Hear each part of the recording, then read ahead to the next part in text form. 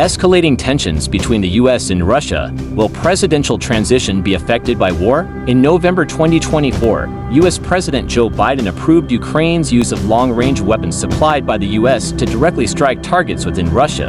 This move marked a significant escalation in US policy towards Russia, further intensifying the already fraught relations between the two nations. Russia swiftly condemned the decision, warning that it could trigger a broader conflict. Simultaneously, Russian President Vladimir Putin signed a nuclear weapons directive, explicitly stating that any country supplying weapons could be a potential target. The world entered a state of heightened tension. In this context, a pressing question emerged.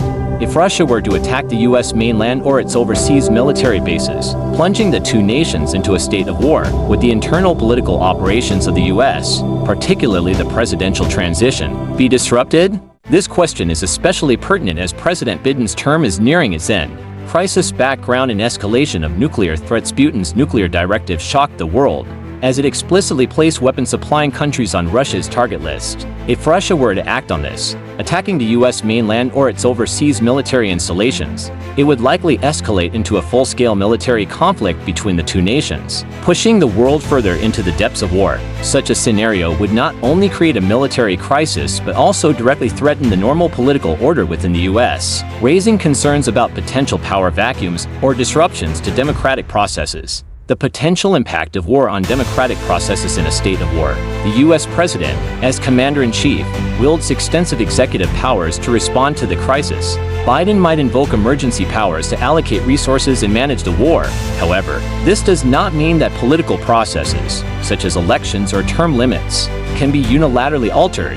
Historically, even in the most challenging times, US democratic processes have remained functional. For instance, during World War II, the US successfully held a presidential election, and Franklin D. Roosevelt was re-elected amid a global conflict. While war may present logistical challenges to the election process, such as security concerns or administrative delays, it does not constitute grounds for halting democratic procedures. Constitutional safeguards for presidential terms. The U.S. Constitution clearly states that the presidential term lasts for years and the transition of power must occur on specified dates after an election. Even in a state of war, this provision remains immutable. Unless Congress passes special legislation to adjust the election timeline, the president cannot unilaterally alter established procedures. Furthermore, any such decision would be subject to judicial review. This constitutional design ensures that even in times of crisis, the risk of power concentration or democratic backsliding is minimized. Will presidential transition be disrupted? So, if Russia were to attack the US, plunging the two nations into a state of war, would the presidential transition be disrupted? The answer is no. According to the Constitution, even in the event of war, the presidential transition must proceed as prescribed by law. At the end of his term, Biden is obligated to transfer power to his legitimate successor. Although war may pose challenges to the election process, the resilience of the Constitution and the core principles of American democracy will ensure the smooth completion of the transition.